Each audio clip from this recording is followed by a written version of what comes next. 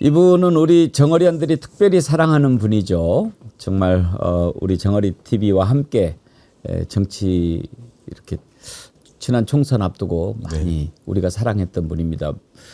최근에는 배치기로 좀 유명해졌는데 민주당의 이기현 의원님 모셨습니다. 어서 오세요. 네, 안녕하세요. 오랜만에 인사드립니다. 반갑습니다. 김건희 저격수 이기현의 총알이 되어 주십시오. 네. 그렇죠. 정치 제대로 하려면 총알이 필요하지요. 네, 예. 예. 그거는 좀 이따가 많이 좀 부탁을 드리기로 하고. 네, 네. 오늘 이제 12.3 비상계엄 1주년이라서 그 얘기로 우리가 앞부분을 많이 했는데 그때 당시에 이기현 의원님은 뭐 어디 네팔 출장 중이셨다고요? 예, 저는 저 12.3 계엄 관련돼서 좀 특별한 추억이 있는 거죠. 네. 그 당시에 두 상임위가 해외 국외 출장이 있었는데 네. 하나는 국방위가 일본 출장이 있었다라고 나중에 이제 확인했고요. 문체위에서는 네팔 카트만두에 한글 학교라고 하는 문체부에서 외국인 아이들에게 한글을 가르쳐주는 그런 학교를 짓습니다. 한글 학교 최근에 굉장히 뭐 해외에서 인기여서 많은 곳에 짓고 있는데 카트만두의 한글 학교를 개관하는 개관식 행사가 있어서 그 당시 문체위원장이었던 전재수 위원장하고 저하고 배현진, 진정우 의원, 야당 둘, 여당 둘 이렇게 해서 카트만두에 있는 학교 개관식에 갔던 행사가 있었어요. 예. 그 현장에 있었습니다. 네. 그래가지고 몇 박 며칠이었어요? 그때가 제가 4박 5일 정도 됐는데 예. 그 한 군데를 더 들렸다 갔기 때문에 네팔에서 저희가 귀국 이틀 전에 이제 거의 네팔 행사를 하고 네팔에서 현시차를 하고 들어오게 돼 있었는데 가는 날 첫날 예. 재밌는 추억인데 네팔의 문화체육 항공부라고 돼 있더라고요. 네팔은. 항공부 장관이 네팔 분들이 워낙 한국에 많이 오기 때문에 네팔 에어가 인천항에 취항할 수 있도록 해달라, 인천공항에. 그 민원을 저희가 전달하는 자리여서 네팔의 장관님, 그다음에 차관님, 그다음 항공청장 이런 분들하고 회담을 하고 있었습니다. 네팔 항공은 아직 우리나라 취항을 안 하고 아직 직항이 있습니까? 없습니다. 네, 네. 그 대한항공만 직항인데 네팔 에어에 비해서 한 2배 비싸다고 합니다. 그래서 이제 네팔 노동자들이 한국에 제일 많이 들어오는데 그분들에게 좀 저렴한 항공을 쓸 수 있도록 해달라는 요청을 하고 있어서 저희가 항공부 장관하고 개관식 마치고 나서 식당에서 환담 겸 식사를 하고 있었는데 그때 한국하고 시차가 3시간 반 정도 납니다. 그때 갑자기 저는 이제 뭐 전재수 위원장이 아무래도 위원장이시기 때문에 주도적으로 얘기를 하셨고 제가 이제 카톡으로 이제 오는 기사를 보고 있었는데 저희 의원들 카톡방에 윤석열 긴급 기자회견 이런 문자가 온 거예요. 그래서 제가 한국 시간을 계산해 보니까 이거 시간이 야밤인데 아침도 아니고 이게 무슨 일일까라고 그러면은 12월 3일이고 원래 귀국 예정일이 며칠이었어요? 5일입니다. 5일이었는데요. 그래서 그날이 그 네팔 카트만두에 간 날입니다. 간날 저녁이었어요. 네. 간날 저녁이었는데 그 문자를 보고 제가 이거 뭐지? 그랬더니 뒤에 어떤 의원이 계엄인 듯 이렇게 한 줄을 적었어요. 그래서 깜짝 놀라서 이게 장난치나 누가? 그래서 제가 그걸 들고 잠시 화장실 나가는 척하고 나가서 화장실 앞에서 그걸 보고 있었어요. 유튜브로. 그때 윤석열이 걸어 나오더라고요. 저도 깜짝 놀랐습니다. 한국 시간으로 늦은 저녁 시간인데.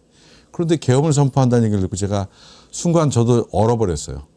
그래서 상황을 생각해 보니까 더 이상 회담을 진행해서 안 될 것 같다. 양해를 구해야 되겠다 생각이 들어서 와서 전재수 위원장하고 통역하는 시간에 잠깐 짬을 내서 화면을 보여주고 3시간 반 시차라고 그랬죠? 네. 10시 반이면은 저희가 7시쯤. 예.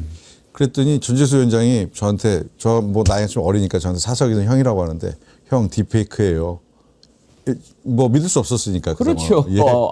딥페이크다. 그래서 제가 안 되겠어서 잠깐 화장실 같이 가자고 데리고 나와서 보여주고 제가 그 뒤에 이제 회담이 진행 중이었기 때문에 전재수 위원장을 앉혀놓고 배현진, 진정우 의원을 제가 다시 데리고 나갑니다. 그래서 그 유튜브를 보여줬더니 두 친구들은 완전히 순간 얼어버리더라고요. 계엄을 경험하지 못했던 나이가 좀 연배가 어린 친구들이어서 이거 뭐예요? 어떻게 해야 되는 거예요? 이렇게 깜짝 놀라서 지금 당장 회담을 중지시켜야 될 것 같다. 라고 와서 전재수 위원장도 이제 그 상황을 인지하고 있었던 시점이어서 회담을 중지시킵시다 그랬더니 저희가 좀 미안하잖아요. 거기까지 와서 거기에 장관, 차관, 항공청장까지 다 와 있는 상태인데 그래서 회담을 좀 중지해야 되겠다. 한국에서 이러이러한 사건이 군사계엄이 일어나서 좀 중지시켜야 되겠다 그랬더니 그 당시에 네팔 문화체육항공부 장관의 표현이 전 재밌었어요. 관계없습니다. 우리 나라에는 자주 있는 일이라 충분히 이해합니다. 지금 회담 끝내십시다. 돌아가십시오. 그래서 저희가 바로 호텔에 와서 그날 밤을 새면서 그 계엄이 해제되고 윤석열이 바로 받아들이지 않았잖아요. 받아들인 순간까지 잠 안 자고 끝까지 버티면서 그걸 저희도 봤죠. 그러면서 여야가 2명씩 있었는데 별의별 상상을 다 했습니다. 계엄이 해제가 됐다고 하지만 윤석열이 바로 받아들이지 않았기 때문에 혹시 이것이 2차 계엄으로 가는 것이 아닌가라고 하는 두려움도 있었고 그 다음 날이 귀국편이었는데 직항이 없었기 때문에 저희가 대한항공 직항은 이틀에 한 번이거든요. 그러니까 5일 날 들어오는 비행기밖에 없습니다. 아니면 싱가포르나 다른 국을 경유해야 되는데 아주 복잡했기 때문에 저희는 하여튼 1박을 더 할 수밖에 없는 상황에서 기다리면서 여러 가지 상상하면서 일정 다 취소하고 비상대기 상태로 있었던 그런 일이 있었습니다. 지금까지 만나본 모든 의원들이 그날 뭐 놀랬다, 뭐 네. 집에서 쉬다가 왔다, 뭐 이렇게 했는데 또 외국에 나가서 이렇게 막 황망하고 막 그랬을 경험을 듣는 건 처음이라서. 예. 제가 제일 먼저 했던 게 예. 주머니에 있는 현찰이 얼마인가를 확인했어요. 달러를 좀 여행 가면 가져가잖아요. 예. 근데 제가 마침 뭐 환전을 많이 안 하고 해외여행을 좀 가는 편이어서 출장을 가더라도 봤더니 200 몇 불밖에 없더라고요. 예. 그래서 제가 전재수 위원장 얼마 있어? 배현진은 얼마 있어요? 왜 현찰을 확인하려고 했냐면 만약에 못 들어오는 상황이 생기면 의원들이 만약에 계엄이 해제되지 않고 체포가 되면 그때는 우리가 바로 들어갈 수는 없는 것이어서 그러면 네팔 카트만두에서 현찰을 얼마를 가지고 저희들이 버틸 수 있는지 카드는 정지된다고 생각했고 예. 그래서 뭐 예전 계엄을 경험했던 세대라 그런지 몰라도 비상 상황에 대비해야 된다는 생각을 했습니다. 그러면 그때 네 분이 모여가지고 계엄에 대해서 이런저런 얘기를 나누셨을 텐데 네. 어떤 게 기억에 남습니까? 국민의힘의 배현진, 진종원이 공교롭게도 윤석열과 거리가 먼 친한계 의원들이었어요. 그랬죠. 그리고 한동훈 체포조 얘기가 그때 막 나오기 시작하니까 두 분이 굉장히 공포스러워했고 그리고 이게 어떤 상황으로 번질지에 대해서 굉장히 힘들어했습니다. 그리고 또 저는 두 분이 굉장히 분노했던 기억을 가지고 있습니다. 윤석열 대통령에게 이자가 지금 계엄을 했단 말이지. 그리고 자기 당내에 그 당시에 대표였던 한동훈을 체포하려고 했다는 그 당시 사살 얘기까지 나오진 않았는데 체포조 얘기가 나오니까 굉장히 두려워하면서도 분노했던 그런 기억을 제가 가지고 있습니다. 아무래도 그때 모였을 때 뭐야 왜 막 이랬을 거 아닙니까? 그때는 저 계엄이 뭐 한국에 계신 분들도 마찬가지였겠지만 도저히 평상시에 어떠한 안보의 위협도 없었고 계엄의 구성 요건에 해당되는 일체의 소란 행위도 없었고 그다음에 외환에 대한 두려움도 없었는데 계엄이 선포된 것에 대해서 저희 도저히 이해할 수가 없었거든요. 국힘당의 두 의원은 무엇 때문에 했을까라고 추측하던가요? 그분들도 전혀 예측을 못했습니다. 이게 왜 그러지?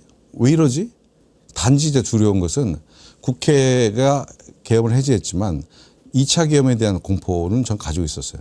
사실 저는 2차 계엄 해제, 그러니까 계엄을 받아들인 게 그로부터 한 4시간 후인데 그걸 떠나서도 탄핵이 인용됐던 열흘 이후에, 그러니까 14일까지 저는 열흘 동안 국내에 있으면서도 한 번도 저는 마음을 놓은 적이 없습니다. 저는 대통령이란 통수권을 가진 자가 충분히 2차 계엄, 3차 계엄 할 수 있다고 생각했어요. 그래서 저는 그것이 두려웠습니다. 예. 참 돌이켜보면 오늘도 이재명 대통령이 얘기하셨듯이 무언가 하나만 잘못돼서도 우리나라는 지옥으로 떨어졌을 네, 거다. 그렇습니다. 그렇게 해서 1년이 되지 않았습니까? 1년이 된 지금 이기현 의원님은 윤석열이가 무엇 때문에 내란을 일으켰다고 생각하십니까? 윤석열은 정치 경험이 없는 자입니다. 검사로 살았고요. 검찰총장을 했던 자인데 대통령이 되는 것에 대해서 국민의 최고의 공복으로서 주권자인 국민을 무서워하고 국가를 안정적으로 이끌어야 할 책무를 한시적으로 부여받은 자인데 이것을 내가 대통령이 되면 내가 할 수 있는 모든 걸 다 할 수 있다.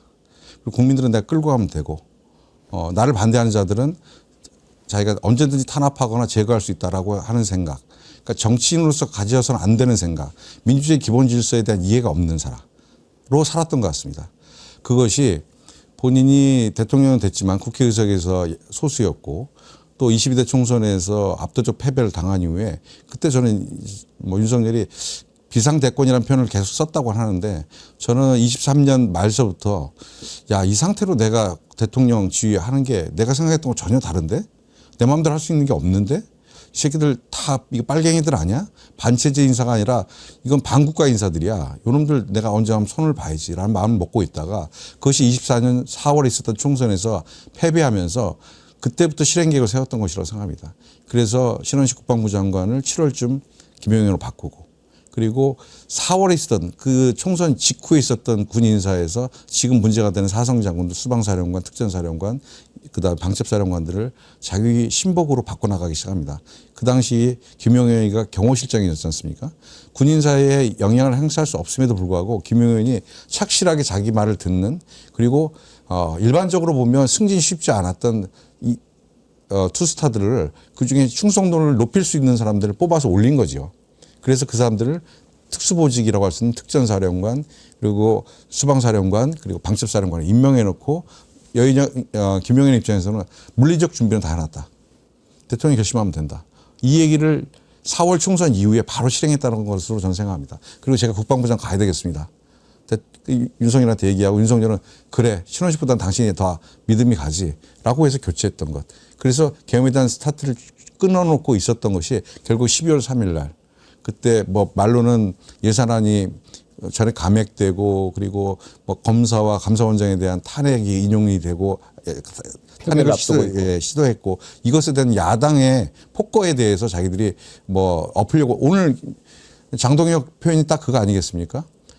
야당의 폭거를 자기들이 막기 위해서 개헌할 수밖에 없었다. 사과를 안 한 것인데 저는 아까 우리 시 변호사 표현도 있던데 이 걸어다니는 윤석열, 지금 감옥에 있지 않고 걸어다니는 윤석열이 장동혁이라고 생각합니다.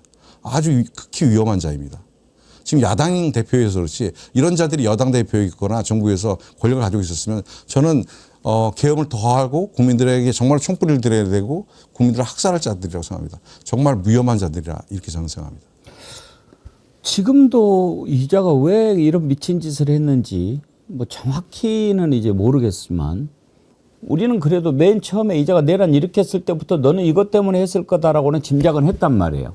자기가 저지른 죄 김건희가 저지른 죄가 이제 곧 드러나게 됐고 뭐 이렇게 하니까 어쩔 수 없이 이렇게 했다라고 보지만 그러면 이제 김용현이는 뭐 빼박을 수 없는 딱 그 확실한 세력이고 또 나머지는 얼마나 많이 가담이 돼 있을까가 매우 궁금하거든요.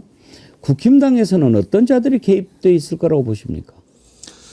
저는 오늘 추경호가 이제 영장이 발부가 되지 않았습니다만 추경호와 같은 태도를 가졌던 자들은 내란에 찬동했던 자들, 내란이 성공했다고 하면 거봐 윤석열 대통령이 이 혼란한 대한민국을 구국의 결단을 통해서 야당과 반국가 세력들 척결했다. 그리고 우리가 새로운 나라를 만드는데 우리가 이제는 아무런 거리낌 없이 우리 주도로 가야 된다라고 주장할 수 있는 사람들이 국민의힘 내에서 과반 이상이라고 생각합니다. 아니 뭐 자기들 세상이 될 거니까 네. 나중에 뭐 찬성하고 찬동하고 지금도 지지하는 자들이 있는데 내란 준비 과정에 혹시라도 개입돼 있었을 가능성이 있는 국힘당 의원들도 있다고 생각하십니까? 네, 저는 있다고 생각합니다. 거기 추경호는 저는 분명히 포함이 돼 있었다고 보고. 이런 거죠. 친위 쿠데타였기 때문에 예. 보안만 잘 지키면 아무런 거리낌이 없습니다. 역성 쿠데타의 경우에는 아시겠지만 막강한 무력을 가지고 준비를 하지 않으면 쿠데타가 성공하기 쉽지 않은데 이건 본인이 대통령과 군통수권자로서 친위 쿠데타를 한 것이어서 소수의 인원만 알려주면 됐습니다. 그래서 보안을 지키기 위해서 사실은 수방사가 헬기 제대로 못 띄우고 뭐 이랬던 것들이 전부 다 결국은 보안을 상급 장교들로만 걸다 보니까 영관급 이하 장교들에게는 이 문제를 미리 알리지 못해서 사실은 계엄이 실패한 그런 국회는 빨리 의결을 했고 이런 일들이 있었는데 저는 국민의힘 내에 의원들에게도 이심전심으로 동의를 갖고 대통령 비상대권에 대해서 대통령이 그런 결단을 할지 몰라라고 하는 생각을 갖고 있는 의원들이 있었을 거라고 생각합니다. 다만 그것이 12월 3일이라고 하는 것을 통보받지 못한 윤석열 입장에서 보안을 걸어야 되기 때문에 의원들에게 여러 명 얘기했다가는 보안이 그렇죠. 지키지 않았기 때문에 다만 12월 3일 날 결정하고 나서 계엄이 성공만 한다고 하면 12월 4일 날 의원들 불러들여서 편안하게 커피 마시고 토스트 먹으면서 야 이제 우리가 다 정리했으니까 이제 우리가 국민의힘의 정부를 한번 제대로 만들어보자. 그리고 영구 집권이 가능한 정부로 만들어보자라고 아마 상의들 작자들이라 저는 그렇게 생각합니다. 근데 보니까 이기현 의원님은 상당히 무슨 뭐라고 그럴까 스토리가 많다고 그럴까 윤석열이 비상계엄 발동했을 때는 네팔에 출장 가 계시다가 네, 그렇게 일을 맞았고 네. 또 윤석열 탄핵 소추안 표결할 때 네. 그때는 또 예. 아버님이 돌아가셨다고 네, 그랬죠. 예. 상복을 입고 그러면 투표를 하신 거군요. 그렇게 됐습니다. 네. 그러면 빈소를 못 지키신 거네. 그러니까 아버님이 돌아가시는 날이 2차 탄핵 표결이 있었던 예. 날입니다. 그날 이제 탄핵 표결이 이루어졌는데 국회에서 비상대기하라는 얘기가 전달돼 있었고 저는 개인적으로는 12월 3일 날 국회 본회의장에 없었던 게 굉장히 마음이 아팠어요. 예. 제가 뭐 고의로 그런 건 아니지만 움직일 수 없는 왜 해외에 있었고 그래서 국회 제가 5일 날 들어와서부터는 단 1시간이라도 국회를 벗어나지 않아야 되겠다는 생각을 하고 집에 가방만 놓고 그리고 속옷과 그리고 비상약만 챙겨서 국회에 와서 제가 국회에서 하루 떠나지 않고 국회를 지키고 있었습니다. 회관에서 라꾸라꾸 침대에 깔아놓고 있었는데 아버님이 오기 전에 그러니까 12월 5일 날 들어오자마자 국회 오기 전에 비상약 챙기고 아버님이 계신 병원이 멀지 않았습니다. 저희 지역에 있어서 아버님이 잠깐 면회했습니다. 한 5분 정도 면회했는데 그 당시 원래 편찮으셨어요? 예, 조금 편찮으셨는데 말도 하시고 뭐 그다지 위험한 상태로 느끼지 않았습니다. 그래서 아버지 저 조금 더 길어질 것 같은데 아버지 건강하십시오 하고 인사드리고 국회에 와서 있었는데 그날 12월 4일 날 전날 13일 날 아버지 조금 안 좋으신 것 같다라는 얘기를 제 동생으로부터 들었어요. 동생이 이제 병간을 하고 있었는데 근데 아침에 제가 그날 12월 14일 날 아침 탄핵이 이루어지는 그날 아침에 자고 일어나서 잠깐 스트레칭을 하고 있는데 동생이 전화 와서 빨리 병원으로 와야 되겠다. 그래서 갔죠. 갔는데 한 4, 50분 걸렸던 것 같아요. 그랬더니 이제 아버님이 임종 못했고 아버님이 이제 돌아가셨고요. 그리고 이제 빈손을 차려야 되는 입장이잖아요. 제가 맞상주이기도 하고 그래서 아버님 급하게 그 돌아가셨던 병원에는 영안실 쓸 수가 없어서 예, 다른 병원으로 옮기고 오전에 그 일을 해놓고 그날 제 기억에 4시인가 표결이어서 국회 바로 돌아와서 예, 표결을 하고 개표를 봐야 되는데 얼마나 중요한 개표입니까? 근데 이 마음의 여유가 없어서 표결만 하고 이제 빈소로 돌아갔습니다. 돌아가는 차 안에서 이제 탄핵이 탄핵이 의결됐다는 소식을 듣고 아버님께도 마음속으로 아버지 그래도 제가 할 일을 하면서 살고 있습니다라는 그런 생각을 아버님께 드렸어요. 아버지께서 창피하지 않으실 거라고 생각하고요. 아버님께서도 편하게 가셨을 거다 이런 생각을 좀 합니다. 아버님께서도 그렇게 생각하셨을 걸로 믿습니다. 네. 예. 다시 한번 조의를 표합니다. 아닙니다. 이제 기일이 이제 열흘 앞으로 다가왔습니다. 그러네요. 첫 기일인데. 그러네요. 예. 근데 그렇게 그 스토리도 많고 일단 그 긴박했던 비상계엄 발표할 때는 외국에 계셨지만 갔다 와서 활약이 아주 네. 대단했다고 제가 전해 듣고 있는데 특히 군 내부의 내란 사전 모의에 대한 구체적인 정황을 이렇게 입증할 수 있는 문서를 확보해서 공개하셨죠. 그건 어떻게 입수가 된 겁니까? 뭐 아시겠지만 제가 당에 25년 청와대 5년 있었는데 주로 뭐 저희 표현하면 약간 어두운 일들을 많이 했죠. 공천 관련된 일을 하는 조직국에 오래 있었고요. 그리고 청와대 가서는 이제 남들 눈에 좀 띄어서는 안 되는 안보실, 그다음 민정수석실에서 주로 있었습니다. 민정비서관도 했고요. 그러다 보니까 공직 및 정치권의 많은 인간관계는 가지고 있습니다. 그래서 제가 사실은 계엄이 터지고 나서 제가 아까 말씀드렸듯이 2차 계엄에 대한 두려움이 12월 14일까지 있었습니다. 무엇라도 기여하기 위해서 제가 갖고 있는 많은 인적 네트워크를 가지고 국내 내부 동향 그리고 윤석열 대통령 비서실의 동향에 대해서 많이 점검을 했고 그 과정에서 여러 가지 정보들을 입수했고 문서도 입수했습니다만 문서는 나중에 공개됐고요.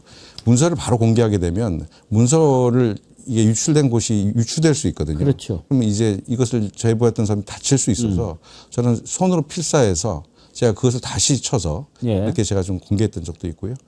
그 당시에는 이제 2차 계엄에 대한 거 막아야 된다고 생각했기 때문에 12월 4일 그러니까 국회에서 계엄이 해제가 의결된 이후에 윤석열과 김용현이 그 소위 말하는 2차 계엄을 논의하는 정황에 대해서 제가 확인을 해서 공개를 했고요. 그리고 그 뒤에 바로 원점 타격. 윤석열이 사실은 계엄이란 분위기를 외환으로 만들어 보려고 평양에 무인기를 보내고 그리고 공풍선에 대해서 원점 타격을 하려고 했던 작전들을 세웠다라는 것을 제가 이제 무인기는 국회에서 원래 나왔던 일입니다. 왜냐하면 북한에 공개를 했기 때문에.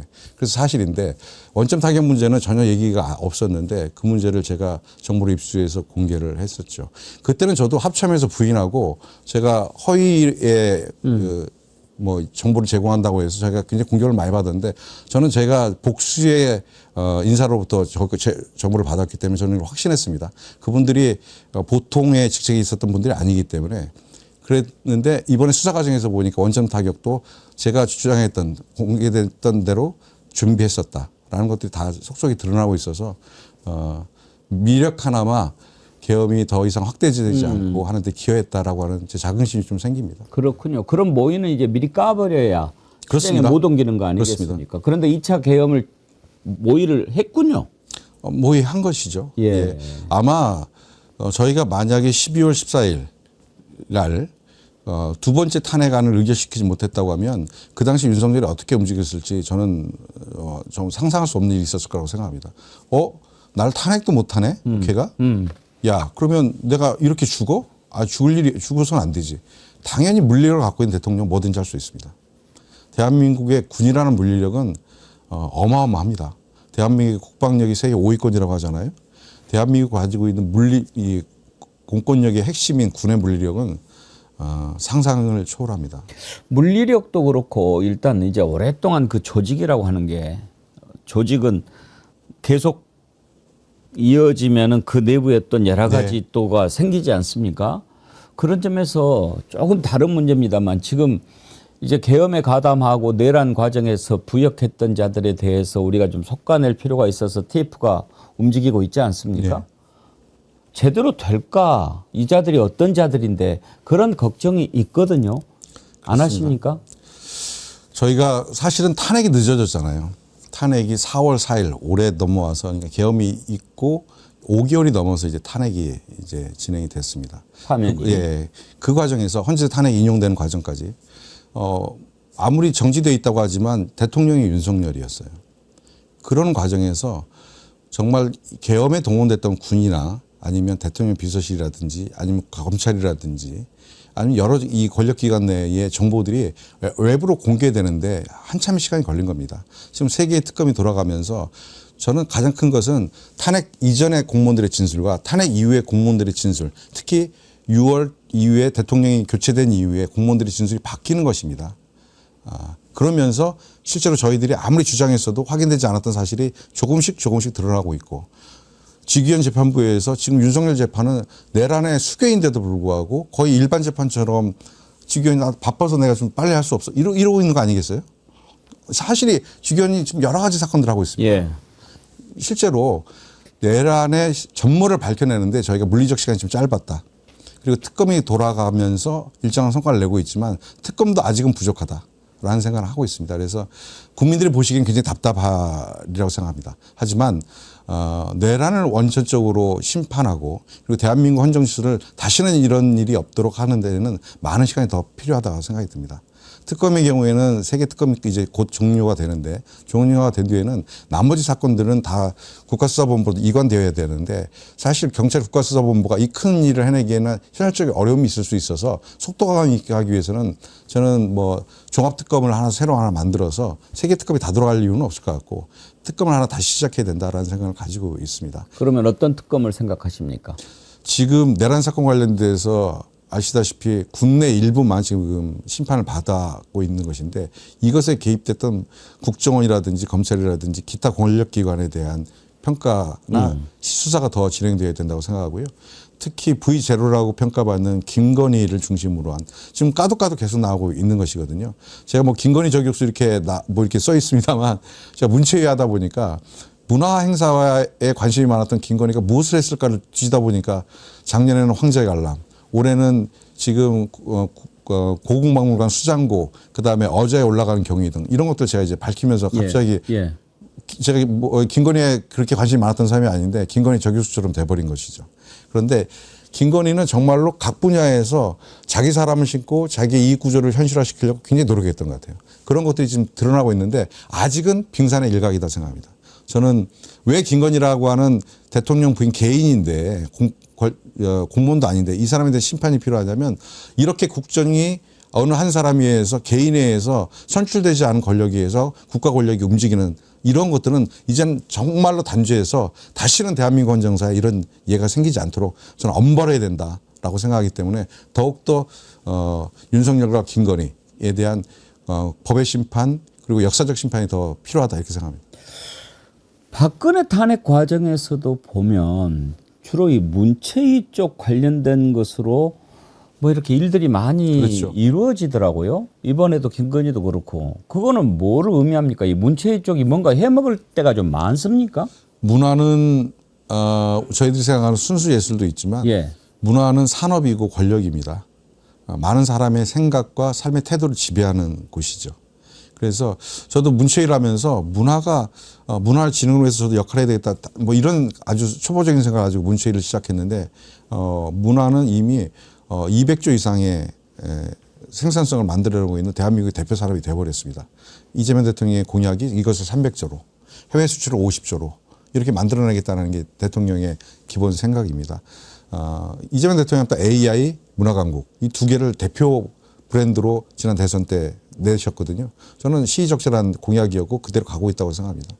그런데 제가 김건희를 바라보면 예전에 최순실이라는 사람이 예. 생각이 나는데 최순실은 자기 딸이 정유라가 승마를 했잖아요.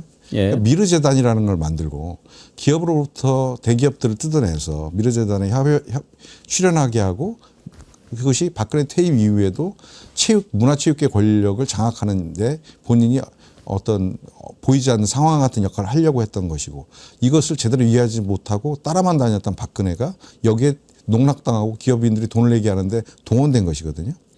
그건 퇴임 이후까지 바라본 것인데 저는 김건희가 문화 권력, 문화 대통령이 되려고 했던 생각을 갖고 있었던 게 아닌가 싶은 생각이 듭니다. 특히 고궁에 꽂혀가지고 제가 보니까 22년도에는 그런 일이 별로 없었는데 23년도에 대통령 취임하고 한 6개월 지나니까 그때부터 왕놀이를 시작한 것입니다. 그것이 꽃이 고궁 투어였어요. 고궁을 다니면서 아무나 갈 수 없는 종묘, 그다음에 경복궁, 창덕궁, 경회루, 근정전 다 다니면서 심지어 자기가 왕인 줄 알고 이렇게 향유한 겁니다. 최근에 밝혀진 건 현대미술관뿐만 아니라 고궁박물관에 있었던 그 문화재들의 물론 모조품이기도 하고 진품이기도 한데 이것들을 대통령 비서실로 다 가져가잖아요. 가져가면 법리적으로는 법적으로는 할 수 있는 부분이 있어요. 계약서 쓰고 그다음에 빌려가고 임대료도 내고 할 수 있는데 그냥 권력기관에서 그냥 가져가서 그것도 대통령 비서실에 비치했는지 관저에 자기 사무실 갖다 놨는지 코바나 콘텐츠 사무실 갖다 놨는지 이거 아직 규명이 안 돼 있습니다. 이런 것도 저는 규명해야 된다고 생각합니다. 권력을 대한민국이 갖고 있는 문화유산의 총체 이건 역사인데 대한민국의 역사이고 흔적인데 이것을 사유화하려고 했던 것이 김건희가 가지고 있었던 정말로 못 쓸 병 대통령병이라고 저는 생각합니다. 아까 추가 특검 얘기를 하셨는데 지금 그런 말씀하신 부분 외에 이번에도 추경호 영장 기각하는 거 보면서 이제 저는 마지막 기대를 다 이제 접었거든요. 이거는 확실하다.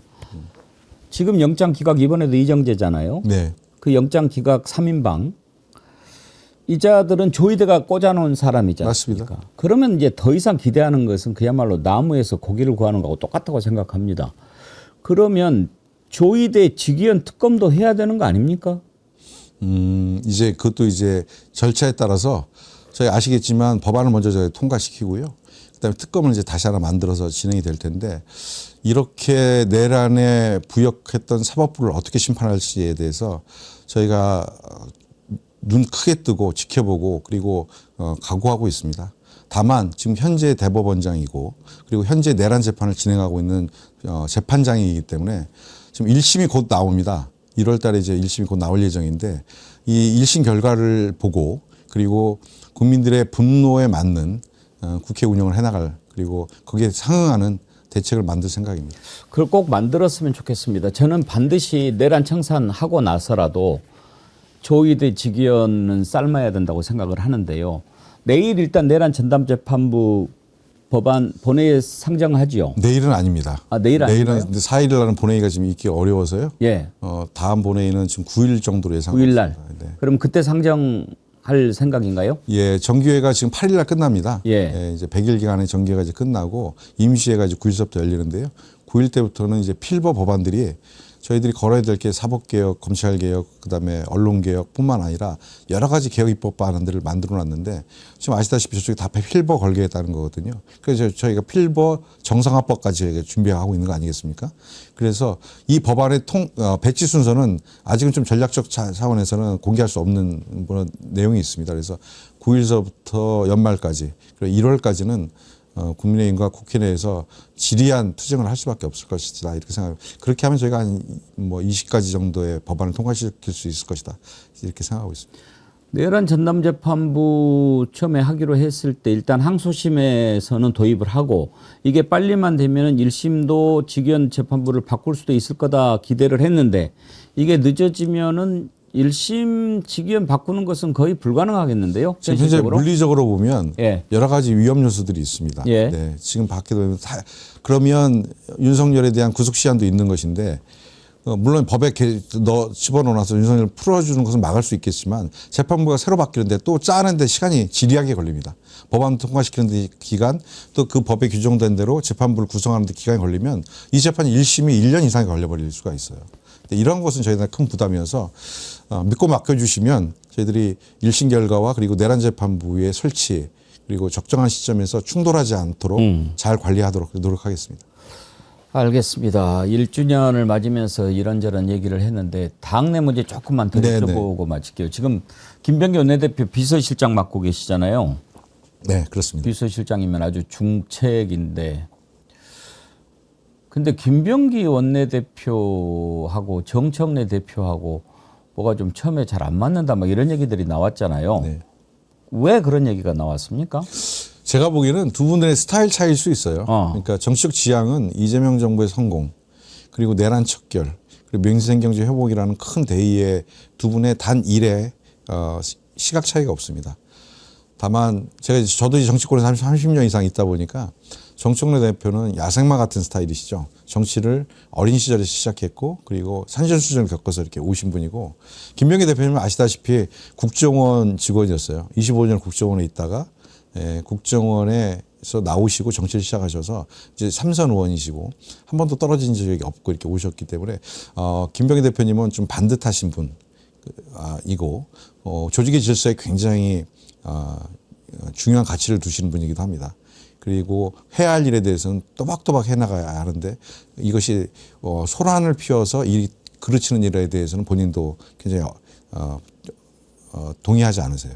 그래서 조용하게 내실 있게 일을 해나가는 스타일이시라고 하면 정청래 대표는 현실 정치인으로 커오셨기 때문에 의제를 중심으로 그리고 선명성을 중심으로 해서 지지층과 소통하는 데 굉장히 강점을 가지고 계신 분이어서 스타일 차이가 좀 있을 수는 있습니다. 그래서 아시다시피 직업 공무원과 그리고 정치인들이 쓰는 언어의 표현도 좀 다를 수 있고 속도의 차이도 좀 있을 수 있어서 이 문제는 저는 조금씩 맞춰가고 있고 밖에서 보시는 것 걱정하시는 것처럼 크게 뭐 갈등의 요인으로서 대사를 그르친다 그런 일까지 가지 않을 것이다 저는 그렇게 믿고 있고요. 제 역할도 그런 일이라고 생각합니다. 네. 스타일이 좀 다를 뿐이다 이 말씀이죠. 네. 네. 그러게요.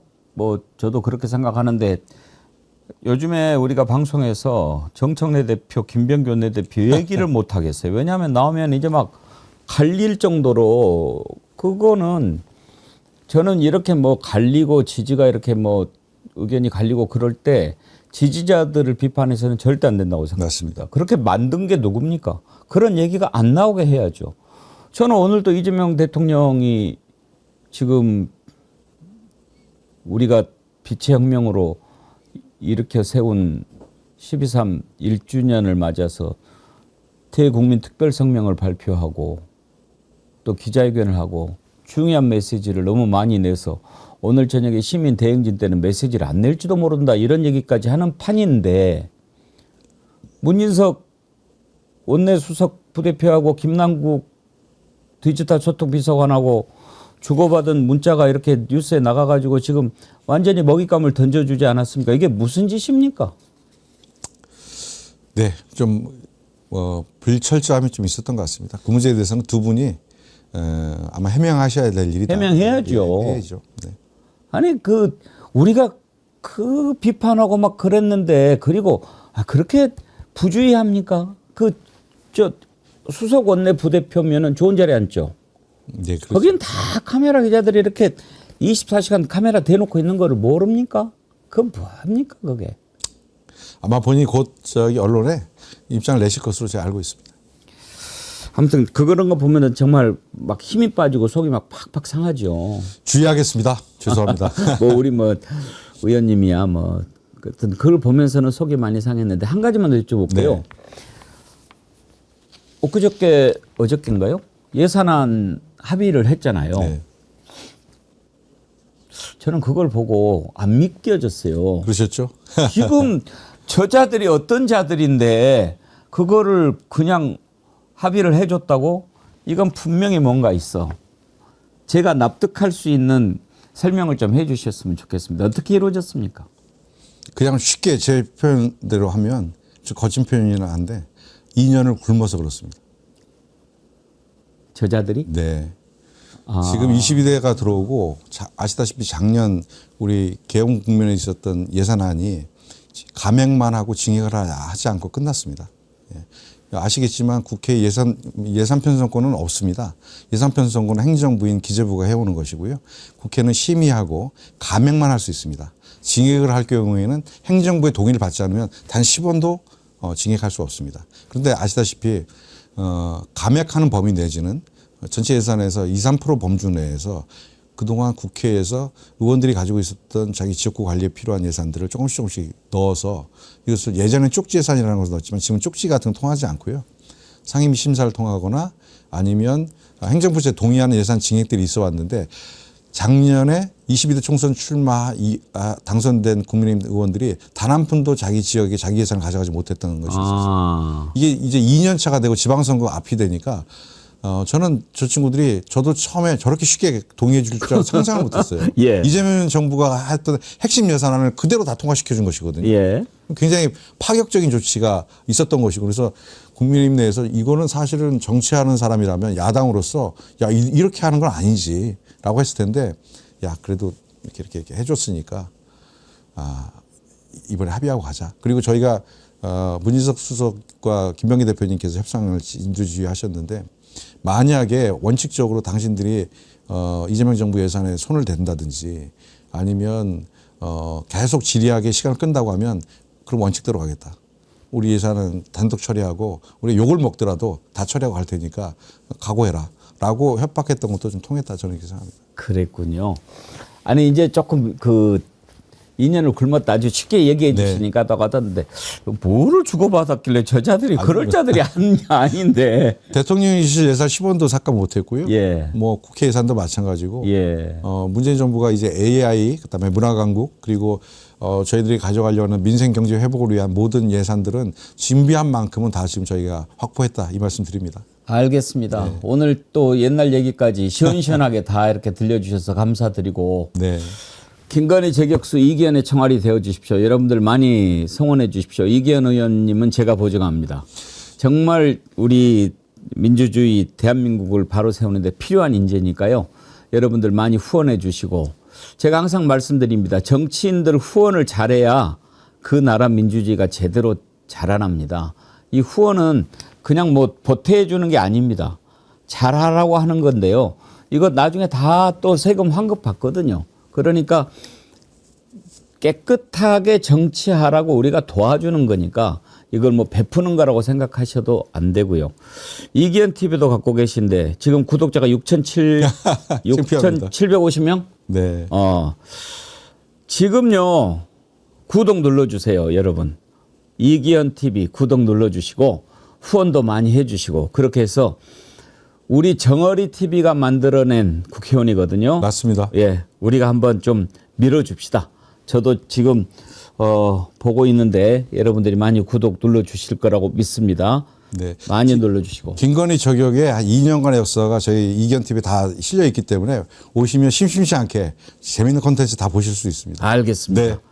배치기는 오늘 바빠서 못 물어봤네. 송은석 예. 원내대표가 사과했습니까? 사과할 자가 아니죠. 사과 안 했습니다.